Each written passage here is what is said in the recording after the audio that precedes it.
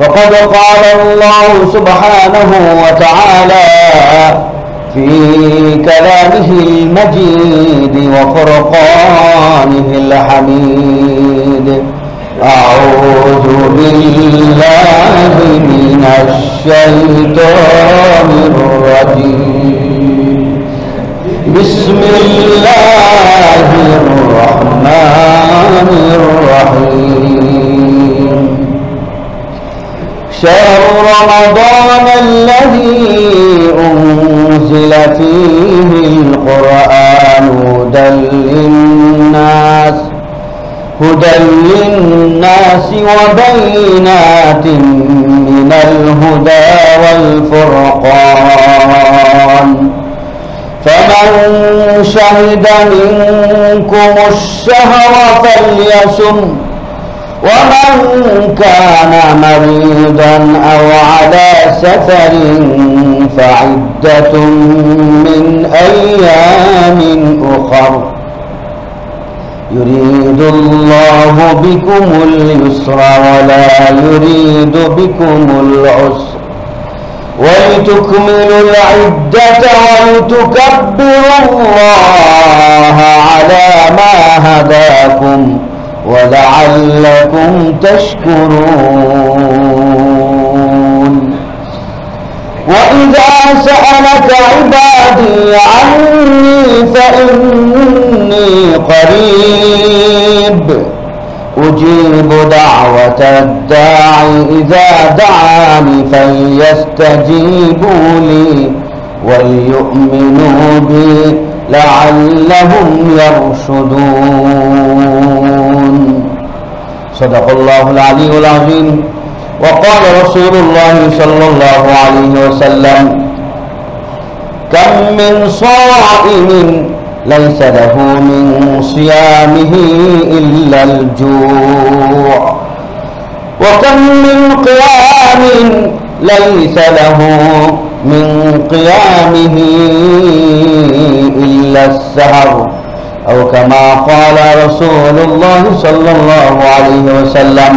درود شريف পড়ি। اللهم صل على محمد وعلى آل محمد كما صليت على إبراهيم وعلى آل إبراهيم إنك حميد مجيد. اللهم بارك على محمد وعلى آل محمد كما باركت على إبراهيم وعلى آل إبراهيم إنك حميد مجيد. محترم মুআজ্জাজ হাজরিন, আল্লাহ পাকের মহান দরবারে শুকরিয়া জ্ঞাপন করি যে আল্লাহ আমাদেরকে রমাদানের চতুর্থ রোজা মুখে রেখে জুমার দিনের সালাতুল জুমা আদায় করার জন্য মসজিদ পর্যন্ত আসার বসার তৌফিক দিয়েছেন, শক্তি দিয়েছেন, সুযোগ করে দিয়েছেন। ওই বাড়ি তাআলার মহান দরবারে আমরা শুকরিয়া জ্ঞাপন করি, সকলে বলি আলহামদুলিল্লাহ। সম্মানিত উপস্থিতি, আল্লাহ পাকের কাছে আমরা অসংখ্য অসংখ্য অগণিত শুকরিয়া জ্ঞাপন করি যে তিনি আমাদেরকে মেহেরবানি করে রমাদান পর্যন্ত পৌঁছিয়েছেন। যে দোয়া আমরা করেছিলাম 2-3 মাস আগে, আল্লাহ তাআলা আমাদেরকে সেই দোয়া কবুল করে রমাদান পর্যন্ত আমাদেরকে সুস্থ রেখেছেন। আমরা জানতাম না যে রমাদান আমরা পাবো, এখন আমরা কনফার্ম রমাদানের চতুর্থ রোজা আমরা রেখেছি, 3টা রোজা আমরা পেয়ে গিয়েছি। আলহামদুলিল্লাহ, আলহামদুলিল্লাহ। বাকি আজকে রোজাও কি আমি শেষ করতে পারবো কিনা কারোই জানা নেই। যেটা পেয়েছি সেটার জন্য রবের দরবারে শুকরিয়া জ্ঞাপন করা, বেশি বেশি শুকরিয়া জ্ঞাপন করা। যেটা পাই নাই সেজন্য আশাবাদী হওয়া যে আল্লাহ আমাকে তৌফিক দিবেন, আল্লাহ আমাকে শক্তি দিবেন, আল্লাহ আমাকে সুযোগ দিবেন। আমি কারিমে সূরা বাকারা থেকে আয়াত করেছি, আল্লাহ বলেন শাহরু রমাদান ফিহিল কোরআন, এই মাসে আমি কোরআন নাযিল করেছি। এই মাসের একটি রাত আছে খায়রুম মিন আলফি শাহর, যে রাতকে কেন্দ্র করে একটি সূরা আল্লাহ তাআলা অবতীর্ণ করেছেন। সেই রাতেই কোন নাযিলের সূচনা হয়, অথবা আল্লাহর পক্ষ থেকে লৌহে মাহফুজ থেকে প্রথম আকাশে পুরা কোরআন কারীম একবারই অবতীর্ণ হয়, প্রথম আকাশ থেকে, প্রথম আসমান থেকে, নির্ধারিত জায়গা থেকে একটু একটু একটু একটু করে গোটা 23 বছরে পুরা কোরআন শরীফ রাসূল আলাইহিস সাল্লাল্লাহু আলাইহি ওয়াসাল্লামের উপর অবতীর্ণ হয়। সুবহানাল্লাহি ওয়া বিহামদিহি সুবহানাল্লাহিল আযীম। তো আল্লাহ তাআলা বলেন, এই মাসে আমি কোরআন নাযিল করেছি মানুষের হেদায়েতের জন্য, হুদাল লিন-নাস। কোরআন অবতীর্ণের উদ্দেশ্য হলো হুদাল লিন-নাস, মানুষের হেদায়েতের জন্য। ইতিপূর্বে যে কিতাবগুলো নাযিল হয়েছিল, তাওরাত, ইনজিল, জাবুর, সাহিফা মূসা, সাহিফা ইব্রাহিম, সাহিফা আদম, 104টা কোরআন সহ 104টা গ্রন্থ আল্লাহ পাকের পক্ষ থেকে মানুষের হিদায়াতের জন্য একমাত্র নাযিল হয়েছে। এর মধ্যে সবচেয়ে বেশি পাওয়ার আল্লাহ তাআলা কোরআনের মধ্যে রেখেছেন। হেদায়েতের জন্য পাওয়ার, একজন মানুষের জন্য যে পাওয়ার দরকার, এটাও কোরআনের মধ্যে রেখেছেন। মানুষের আল্লাহর সাথে সম্পর্ক করার জন্য যত শক্তি দরকার, পাওয়ার দরকার, সেটাও আল্লাহ পাক কোরআন কারীমের মধ্যে রেখেছেন। এটা ইনজিলের মধ্যে কিন্তু রাখেন নাই, তাওরাতের মধ্যে ছিল না। এর কারণটা কি? এর সবচেয়ে বড় কারণ যেটা, সেটা হলো কোরআন কারীমের যে ভাষাটা, এই ভাষাটা স্বয়ং আল্লাহ পাকের ভাষা। কার ভাষা? আল্লাহ পাকের ভাষা। এটা তাওরাতের ভাষা আল্লাহ পাকের ভাষা না। ওরিয়ানি, সুরিয়ানি, হিব্রু, এই সমস্ত ভাষাগুলো আল্লাহর ভাষা না। আল্লাহ যে ভাষায় কথা বলেন, ওই ভাষার নাম কি?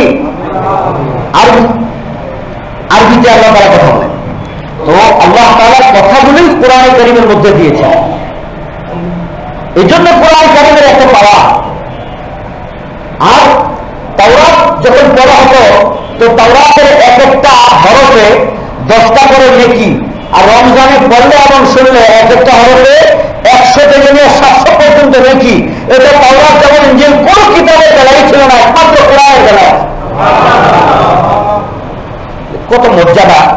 যে আপনি অন্য সময় যদি একটা আলিফ বলেন, আলিফ আলিফ লাম মিম, প্রথম অক্ষর কোরআনের আমরা শুনেছি নামাজের মধ্যে দাঁড়িয়ে, আলিফ লাম মিম।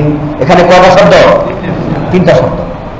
3টা শব্দ যদি আপনি রমজান ছাড়া অন্য সময়ে তেলাওয়াত করেন বা শুনেন বা নিজে পড়েন, 30টা সওয়াব পাবেন। 10 10 10 30টা সওয়াব। কিন্তু রমজানে যখন শুনবেন, তখন এটা 30-এ আর থাকে না, এটা চলে যায় 70 থেকে 100, 100 থেকে 700। আর এটা যদি রমজানের নামাজের মধ্যে শোনা হয়, তখন এটাকে বাড়তে বাড়তে কি পর্যন্ত যায় আল্লাহ পাক নিজে জানেন। কারণ আল্লাহ বলেছেন যে বনি আদম সন্তানের প্রত্যেকটা কাজের বদলা, প্রতিদান, সওয়াব আমি হিসাব করে করে দেই 10। একটা থিওরি আল্লাহ তাআলা দিয়ে দিয়েছেন যে মানুষ যা বিল হাসানা ফালাহু আশরু আমসালিহা। যে ব্যক্তি একটা নেক করলো, তো আল্লাহ তাআলা তাকে 10টা নেকের, 10টা কাজের, আপনি একটা নেক করছেন, সালাম দিচ্ছেন আসসালামু আলাইকুম ওয়া রাহমাতুল্লাহ, এখানে আপনি একটা নেক কাজ করছেন, তো আল্লাহ তাআলা আপনাকে বদলা দিবেন কি, প্রতিদান দিবেন কি? যে 10টা সালাম দিলে যে সওয়াবটা হতো, তোমাকে একবার সালাম দিলে আপনি ওই সওয়াব দিয়ে দিবেন। আপনি একটা ভালো কথা বলছেন আলহামদুলিল্লাহ, তো একটা ভালো কথা বললে আপনাকে 10টা সওয়াব দেওয়া হয়। প্রত্যেকটা ভালো কথার বদলা আল্লাহ শুরু করেন 10 দিয়ে, 1 দিয়ে না, 10 দিয়ে। প্রত্যেকটা ভালো কাজের সওয়াব শুরু হয় 10 দিয়ে, কারোটা 20, কারোটা 50, কারো 100, কারো 700 পর্যন্ত চলে যায়। কিন্তু আল্লাহ বলেন একমাত্র একটা ইবাদত যার বদলা 10 দিয়ে শুরু হয় না, 70 দিয়েও শুরু হয় না, 100 দিয়েও শুরু হয় না, 700 দিয়েও শেষ হয় না, বরং এর বদলা, এর প্রতিদান, এর রেজাল্ট, এর ফলাফল, এর সওয়াব কি যে আমি দিব, এটা আমি আল্লাহ তাআলা জানি, কাউকে আমি জানাই নাই। আল্লাহু আকবার। সেই ইবাদতটার নাম কি? as-sawmu li wa ana ajzi bihi wa ana ajzi bihi। Bukhari শরীফে দেওয়া নবীজি বলেন, সে ইবাদতটা হলো রোজা। রোজা আমার জন্য আমার বান্দা রাখে, আমার জন্য রোজা রাখে। সে চুপ করে গিয়ে ঘরের ভিতরে বসে পানি খেয়ে ফেললে কেউ দেখতো না, কেউ দেখতো না। চুপ করে খানা খেয়ে, দোকান থেকে কিছু খেয়ে, যে কোনো ভাবে লুকিয়ে সে খেয়ে নিতে পারে, কিন্তু না, সেটা করে না। এই জন্য এর স্পেশাল একটা পাওনা আমি তার জন্য রেখে দিয়েছি। সেটা কি? আমি কোন নবীকে বলি নাই, আমাদের নবীকেও বলেন না। আমাদের নবীকে যদি বলতেন, আমাদের নবী আর এই কথা বলতেন না যে আল্লাহ তাআলা এটা বলছেন যে প্রত্যেক বদলা আমি হিসাব করে দিয়ে দিই, সাথে সাথে আমল নামায় রেখে দিই। কিন্তু রোজার বদলাটা আমি দিই না, রোজাটা আমি রেখে দিয়েছি, এটা আমি নিজে আমার হাত দিয়ে বান্দাকে দিব, আমি নিজে দিব আসরের দিন তাকে, জান্নাতে আমি তাকে নিজে। এমন একটা রমাদান আবারও আমরা পেয়েছি, আল্লাহ তাআলা আমাদেরকে দান করেছেন, এটা আমাদের পাওনা, আমাদের আল্লাহ থেকে আমাদের পাওয়া আমরা পেয়েছি। আমরা আবারও শুকরিয়া জ্ঞাপন করি, আলহামদুলিল্লাহ। কিন্তু এখানে যে জিনিসটা আমাকে খুব ভালো করে নজরে রাখতে হবে, খেয়ালে রাখতে হবে, সেটা হলো আমার কোনো কারণে যাতে এক মাস তো 2-3 দিন হলে, এক সপ্তাহ হলে কথা ছিল না, পুরো এক মাস, এই জন্য এখানে একটু সমস্যা হয়ে যেতে পারে। খুব খেয়াল রাখতে হবে, খেয়াল রাখলে ওই খেয়াল রাখার কারণে আল্লাহ তাআলা সমস্যা থেকে আমাদেরকে বাঁচাবেন। নবীজি বলছেন আস-সাওমু জুন্নাহ, রোজা তোমার ডাল। ডাল যেমন শত্রুপক্ষের যে কোনো কিছুর থেকে তোমাকে হেফাজত করে। পুলিশের হাতে একটা ডাল দেখছেন না, ডাল, এটাতে হলো প্লাস্টিকের বা অন্য কিছু হবে, আসল ডাল হলো লোহা, লোহা দিয়ে নির্মিত থাকে। যারা যুদ্ধের ময়দানে যুদ্ধ করে কঠিন লোহা দিয়ে এটা নির্মিত থাকে ডাল। এটা সামনে ধরলে ওইখান থেকে যে তীর আসে, তীরটা পর্যন্ত ফিরে যায়, তীর এটার সাথে লেগে তীর ভেঙে পড়ে যায় অথবা ফিরে যায়, এইরকম ডাল। তো এই ডালটা যখন আপনি সামনে ধরবেন, তো পুলিশকে আপনি যত ইট পাটকেল মারেন, ও ডালের মধ্যে সে থেকে বাধা দিয়ে ফিরিয়ে দিবে।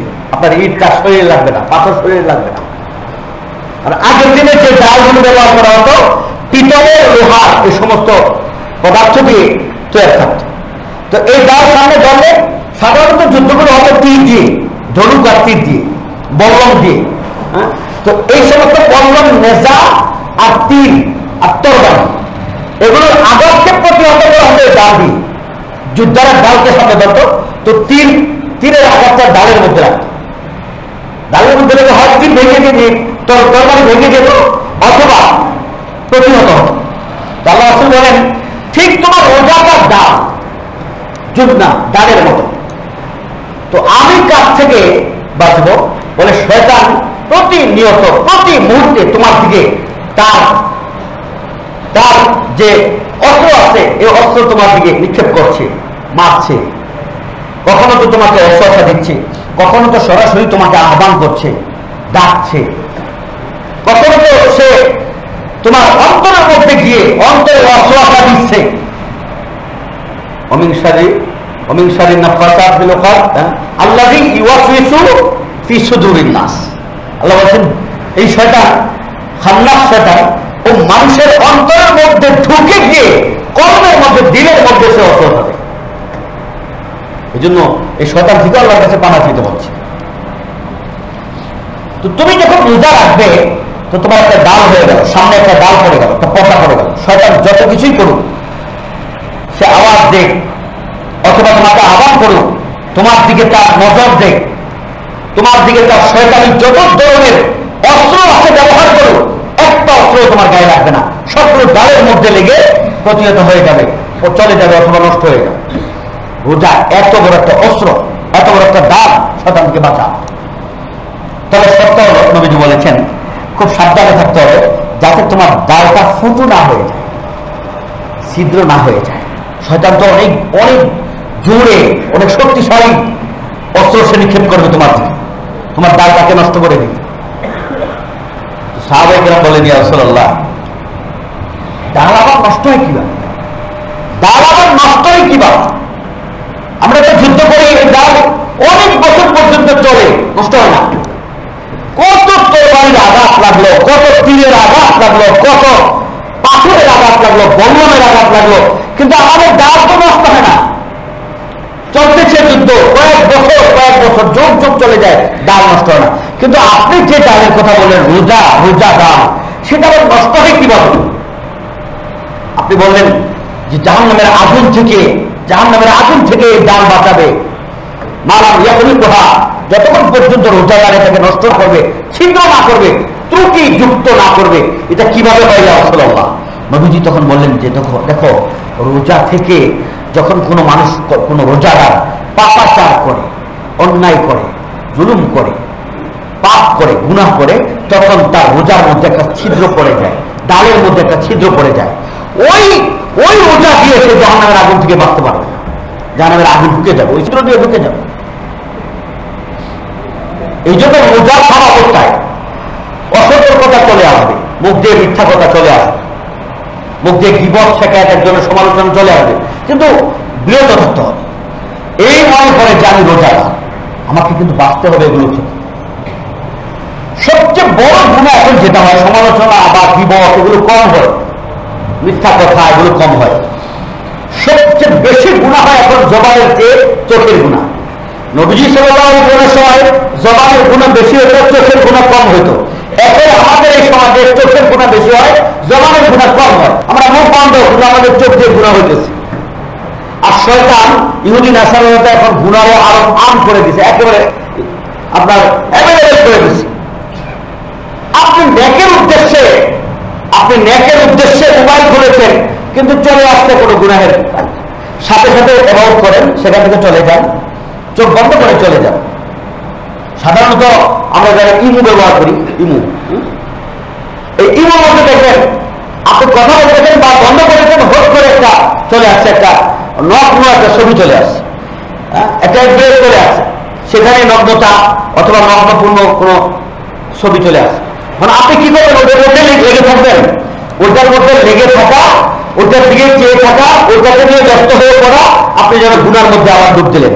কি করতে হবে? অ্যাভয়েড করতে হবে, এটাকে দ্রুত এখান থেকে সরিয়ে দিতে হবে। আপনার কাজ আপনি করেন, ইমো ব্যবহার নিষিদ্ধ না, মোবাইল ব্যবহার নিষিদ্ধ না, কিন্তু যদি মোবাইলের দ্বারা আপনার গুনাহ হয়, ওই মোবাইলটাকে অফ করে দেন, ওটা অফ করে দেন। আপনি বাটন মোবাইল নেন, ওটা অফ করে দেন। এই জন্য ফুকায়ে কেরামের ফতোয়া হলো, যে ব্যক্তি অ্যান্ড্রয়েড মোবাইল চালাতে গিয়ে গুনাহের মধ্যে লিপ্ত হয়ে যায়, তার জন্য এই স্মার্টফোন বা অ্যান্ড্রয়েড মোবাইল চালানো যায় নাই, তার জন্য ছোট মোবাইল চালাবে, বাটন মোবাইল চালাবে। তাহলে আমাদের গুনাহকে শয়তান আম করে দিয়েছে একেবারে। আগে এই ধরনের গুনাহগুলো করতে অনেক কিছু জোগাড় করতে হতো, এখন এগুলো অ্যাভেলেবেল হয়ে যায়। রাসূল সাল্লাল্লাহু আলাইহি ওয়াসাল্লাম বেশি যে কথা বলেছেন চোখের আর জবানের হেফাজত। চোখের হেফাজত এখন আমাদের একটু মুশকিল হয়ে পড়েছে। এই মুশকিলের সময় আমার খেয়াল রাখতে হবে যে আমি রোজাদার, যেটা আমি 11 মাস করে ফেলেছি, অন্যায়ই করেছি, এই অন্যায়টা এখন করা যাবে না, এখন অফ। কেন করা যাবে না?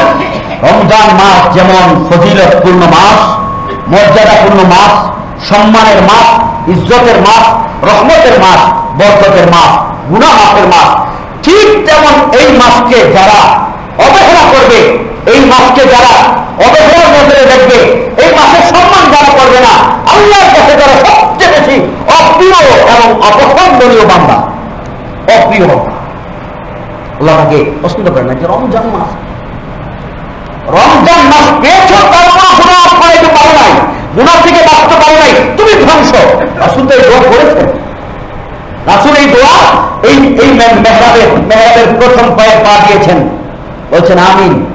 দ্বিতীয় পায়ে পা দিয়েছেন, বলছেন আমিন। তৃতীয় যে স্তরে পা দিয়েছেন, ফিদ্দারাতি সাদিসা, তৃতীয় স্তরে পা দিয়ে বলছেন আমিন। সাহাবায়ে কেরাম বলেন, ইয়া রাসূলুল্লাহ, আমিন বললেন, আমিন মানে আল্লাহ কবুল করেন। তো আপনি দোয়া করলেন, কিন্তু কিসের দোয়া করলেন আমরা তো বুঝলাম না। বলে জিবরাইল, ইয়াকুলু জিবরাইল আনিফা, তোমরা দেখো নাই এই যে এখানে জিবরাইল দাঁড়ানো ছিল, সুবহানাল্লাহ, জিবরাইল দাঁড়ানো ছিল। আমি যখন এখানে পা রেখেছি তখন জিবরাইল বলেন, ইয়া রাসূলুল্লাহ, যারা বৃদ্ধ মা বাবাদেরকে খেদমত করে আল্লাহর নৈকট্য অর্জন করতে পারে নাই, তারা ধ্বংস হয়ে যায়। আমি বললাম আমিন। দ্বিতীয় স্তরে যখন আমি পা রাখলাম, জিবরাইল বলেন, ইয়া রাসূলুল্লাহ, মাহে রমাদান পড়ো, যারা গুনাহ ছাড়ে নাই আর কৃত গুনাহ আল্লাহ থেকে ক্ষমা করাইতে পারে নাই, তারা ধ্বংস হয়ে যাবে। আমি বললাম আমিন।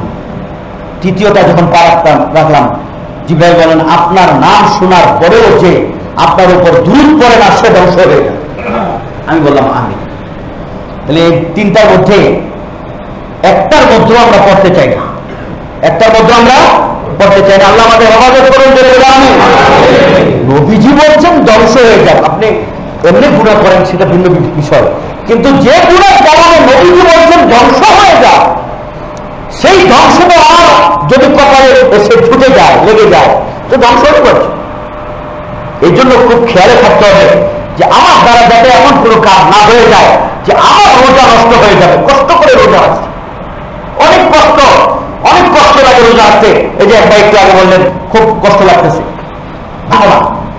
আমাদের পরে গিয়ে শুয়ে পড়ো, কষ্ট হয় অনেকের, জানি না, কিন্তু অনেকের এমন আছে অনেক কষ্ট করে রোজা রাখেন উনি, খোদা না খাস্তা তার কোনো কাজের কারণে যদি এই কষ্টটা বৃথা যায়, তো আজকে যে হাদিস আমি পড়েছি, নবীজি বলেন কাম মিন সাইমিন লাইসা লাহু মিন সিয়ামিহি ইল্লা জু, অনেক রোজাদার আছে যে রোজাদারের রোজা উপবাস থাকা ছাড়া আর কিছুই হয় না। তার মানে রাখছে রোজা, আল্লাহ বলছেন তুই উপবাস হইছস, না খেয়ে হইছস, না খেয়ে। আবার নবীজি বলেন ওয়াকাম মিন কাইমিন লাইসা লাহু মিন কিয়ামিহি ইল্লা সাহার, অনেকে দাঁড়ায় নামাজ পড়ে কিন্তু তার রাত জাগরণ ছাড়া আর কিছুই হয় না, কোনো সওয়াব হয় না। কেন? এই হাদিসের ব্যাখ্যায় মুহাদ্দিসিনে কিরাম লিখেছেন আল্লাহর কাছে তো ওই রোজাদার প্রিয় যে রোজাদার মনে করে খুব কষ্ট লাগতেছে, খুব পিপাসা লাগছে। এখন তো মাশাআল্লাহ আল্লাহর রহমত, আমাদের আবহাওয়া কত সুন্দর, এমন সময় গেছে আমি আমার সেই ছোটকালে যখন রোজা রেখেছি, তো টিউবওয়েলের ঠান্ডা পানিতে গামছা ভিজিয়ে এরপরে শরীরে দিয়ে রাখতাম। গ্রাম দেশে তখন কারেন্ট ছিল না, শরীরের মধ্যে দিয়ে রাখতাম গরম থেকে বাঁচার জন্য, যে একটু যদি ভিতরটা ভালো লাগে। এরকম গরম ছিল তখন, না ছিল এসি, না ছিল ফ্যান, না ছিল বিজলি, কি কষ্ট ছিল। সেই কষ্টের সময়ে রোজা রেখে, এত কষ্ট করে রোজা রেখে, তারপরে যদি গুনাহ করি, তারপরে যদি চোখের গুনাহ, মুখের গুনাহ, সব গুনাহ করতেছি, রোজাও রাখতেছি, তো নবীজি বলেন লাভ হইল কি? আল্লাহ বলেন লাভ হইল কি? লাভটা হইল কি? তোর তুই তো উপবাস হয়েছস, না খেয়ে রয়েছ, খাওয়া হচ্ছে ভালো, খা, না খেয়ে থেকে লাভ। আমি জবাব দেয় আল্লাহ কেন? আমি তো রোজা রাখছি। তো আল্লাহ আমাকে বলতেছেন তুই রোজা রাখছিস কেন? আমার জন্যই তো, আমার ঘরে খাবার আছে, তোর ঘরে দোকানে খাবার, তোর ঘরে খাবার কেউ নাই, তুই ইচ্ছা করলে এখান থেকে খানাটা খেয়ে নিতে পারিস। খালি না কেন? যে আল্লাহ দেখবে, বাসায় কেউ নাই, আমি আছি, ক্ষুধা, আমি তারপরেও খাবার আছে, খাবার খাইবা, দেখবে এটা রমজান মাস, গুনাহ হবে, আল্লাহ নারাজ হবে। অতুল বান্দাটাই আমি টিভির সামনে বসে এমন সিরিয়াল দেখতেছি, এমন একটা নাটক দেখতেছি, এমন একটা সিনেমা দেখতেছি, গল্প দেখতেছি যেটা আমি জানি যেটা হারাম, আমার চোখের গুনাহ, কানের গুনাহ হচ্ছে, আমার কঠিন কবিরের গুনাহ হচ্ছে, যেটা আমি দেখতেছি, তারপর রমজান মাসে এটা দেখতেছি, মোবাইলে দেখতেছি। তো আল্লাহ বলেছেন বান্দাকে রোজা রাখছিস আমার ভয়ে, খাস না আমার ভয়ে, পান করস না আমার ভয়ে, তো এই আমার ভয়ে কেন ছাড়ছ?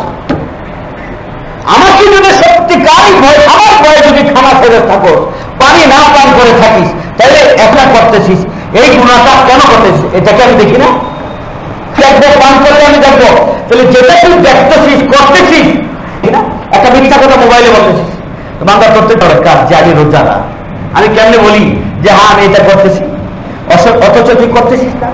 তো আল্লাহ বলেছেন বান্দা আপনি রোজা রাখতেছিস আমার ভয়ে, মিথ্যা কথা কিভাবে বলতেছিস? তাই একদম রোজাদার যদি চিন্তা করে যে আমি রোজাদার, আল্লাহর ভয়ে খাই না, আল্লাহর ভয়ে পান করি না, তো সে অবশ্যই এই কথা ভাববে যে আমি আল্লাহর ভয়ে গুনাহ করতে পারি না, আমি আল্লাহর ভয়ে গুনাহ করতে পারি না।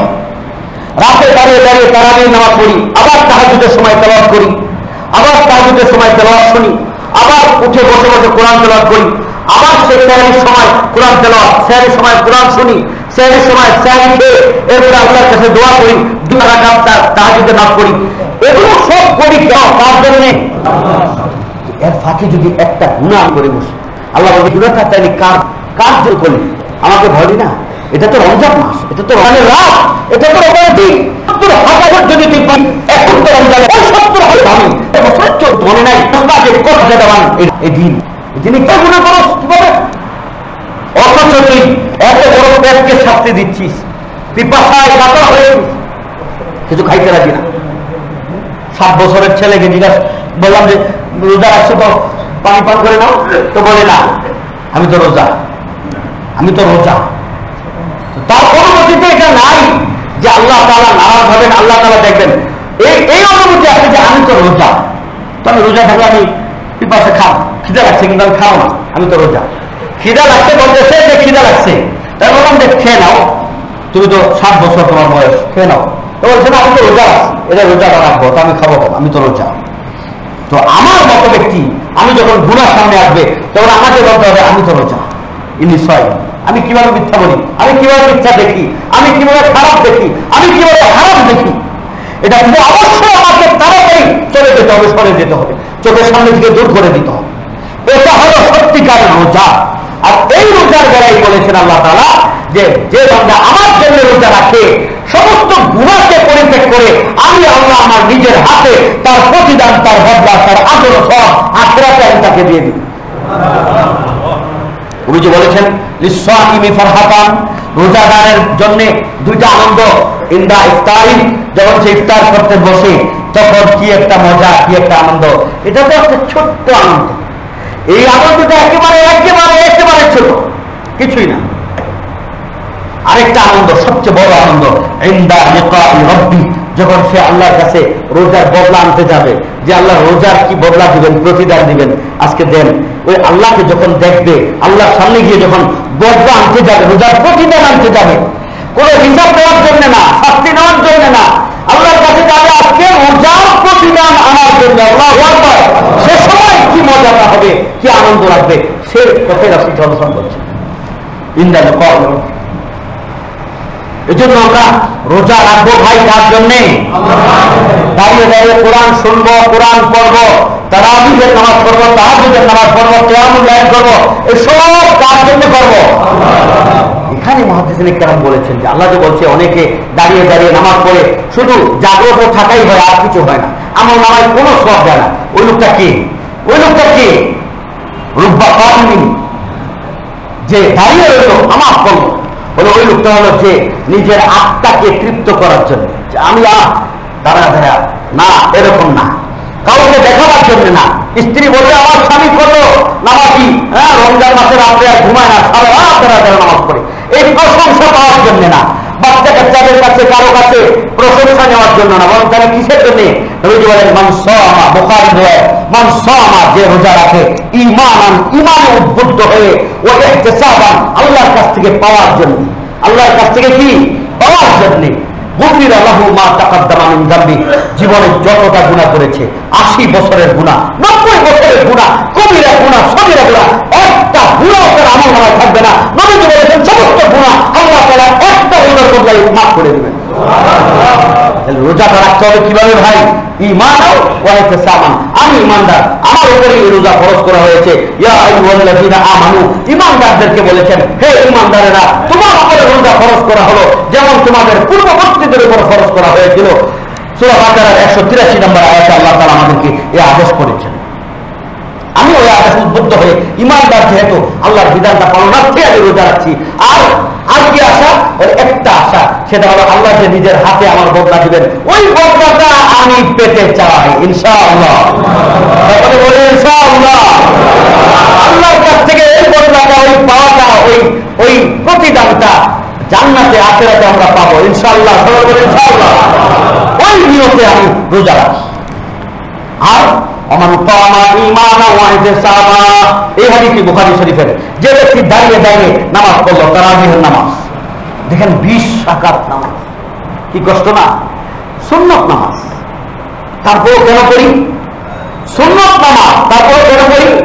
আমি শুনেছি নবীজির জবান থেকে, আমি শুনেছি নবীজি বলেছেন যে ব্যক্তি রমজান মাসে একটা সুন্নত, একটা তাতাওয়ু, একটা নফল আদায় করবে, অন্য মাসে একটা ফরজ আদায় করার সমান সব দিয়ে দেওয়া হয়। এর জন্য আমি এই সুন্নত পড়তেছি। আমি এক রাকাতে পড়তে রাজি না, আমি 20 রাকাত পুরা আমি 20 রাকাত পুরা আমি 20 রাকাত পুরা তারাবিহের নামাজ পড়ি। তার মানে প্রত্যেক একদিন আপনি 2 রাকাত করে 20 রাকাত করতেছেন, প্রত্যেক 2 রাকাতে একটা করে ফরজের সওয়াব দিয়ে দেওয়া আপনাকে।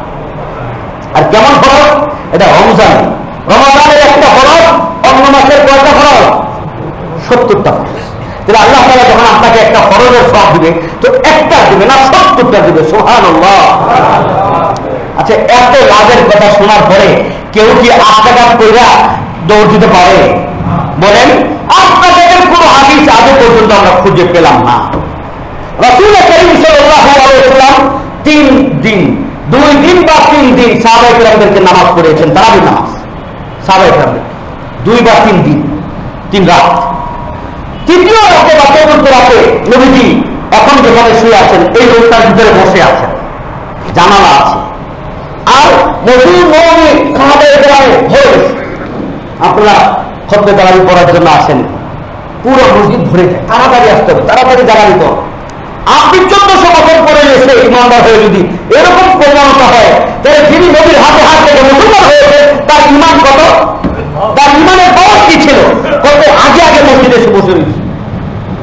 নবীজির পিছনে কোরআন কারীমের তেলাওয়াত শুনল, 20 রাকাত নামাজ পড়া, 20 রাকাত। এগুলো বুখারী থেকে বলছি, একটা কথা অন্য কিতাব থেকে নয়, বুখারী। এখন মা আয়েশা রাদিয়াল্লাহু আনহা হুজুরের মধ্যে ছিলেন, উনি বর্ণনা করেন, উনি বলেন নবীজিকে দেখলাম, নবীজি বসে বসে নিজে নিজে বসে বসে আমার নামাজ পড়তেছে, নিজে নিজে নামাজ পড়লেন।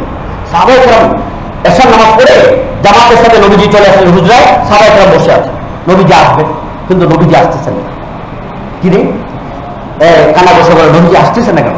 বসে থাক, বসে থাক। ওমর, আবু বকর সবাই আছে, বসে রয়েছে।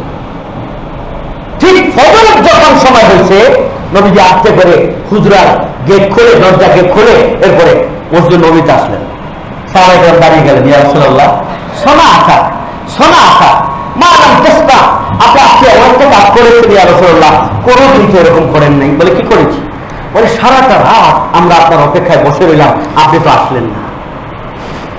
নবীজি বলেন, হ্যাঁ আমি দেখেছি, আমি দেখেছি তোমরা বসে আছো, বসে বসে যে ঘুমাই গেছো, জিকির করতেছো, নামাজ পড়তেছো, আমি সব দেখেছি, জানলা দিয়ে সব দেখেছি, কিন্তু আসি নাই কেন জানো? খাশিতু আন তুফরাদ আলাইহি।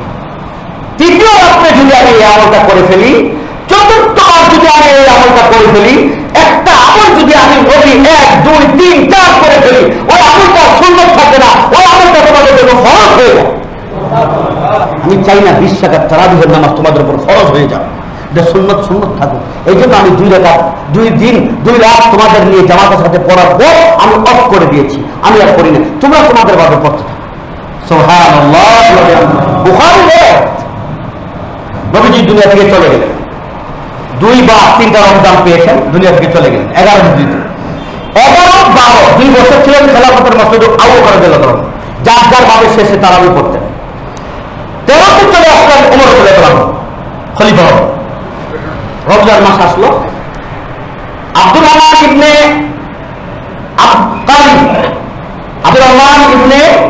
আব্দুল কারি নাম, সাহাবীর নাম, ডাক দিয়ে ওমর বলেন, আচ্ছা আচ্ছা আব্দুর রহমান, আমরা একটু ঘুরে ঘুরে দেখে আসি লোকেরা কিভাবে নামাজ পড়ে। এসব নামাজের পরে মসজিদে নববীতে গিয়ে ঘুরলেন, ঘুরে ঘুরে দেখছেন যে 1 জনে পড়তেছে, 2 জনে পড়তেছে, 3 জনে পড়তেছে, দাঁড়িয়ে দাঁড়িয়ে নামাজ পড়তেছে, পুরো মসজিদে আওয়াজ। এখানে একজন, এখানে একজন, এভাবে যদি পড়ে কেমন আওয়াজ করে, মনে করেন এটাই মসজিদুল নববী, এর চেয়ে একটু বড় ছিল তখন। এখানে একজন, এখানে 2 জন, এখানে 3 জন, এখানে আবার একজন, সবাই পড়তেছে। তো ওমর বলেন, আরে আব্দুর রহমান, একটা কাজ করলে হয় না। বলে, কি? বলে, একজন ইমামের পিছনে যদি নামাজটা শুরু করে দিই, যেভাবে নবীজি আমাদেরকে 2 রাত পড়াইছিলেন, ওইভাবে যদি একজনকে ইমাম বানাইয়া 20 রাকাত তারাবিহের নামাজটা ইমামতিতে আমি শুরু করে দিই, কেমন হয়? আব্দুর রহমান ইবনে আব্দুল কারি বলেন, জি হুজুর, ভালোই তো হয়। উবাই ইবনে কাবকে ডাকলেন। উবাই ইবনে কাব ছিলেন তখনকার সময়ে সবচেয়ে বড় হাফেজে কোরআন এবং কারি, মধুর কণ্ঠে নবীজি যার তেলাওয়াত শুনতেন, এবং নবীজি যার তেলাওয়াত শুনে চোখের পানি ছেড়ে দিয়ে ক্রন্দন করেছিলেন। এই সাহাবী হলেন উবাই ইবনে কাব রাদিয়াল্লাহু আনহু। এই রিওয়ায়াত তো বুখারী রিওয়ায়াত। ডাকলেন, বলেন তুমি নামাজ পড়ো, যাও, সবাই তোমার পিছনে তারাবি পড়ো। ওমর যদি নবীজির পিছনে 20 রাকাত না পড়তেন, আজকে কেন উবাই ইবনে কাবের নেতৃত্বে ইমামতিতে 20 রাকাতের কথা বললেন? ওমর তো 8 বলতে পারতেন, 10 বলতে পারতেন।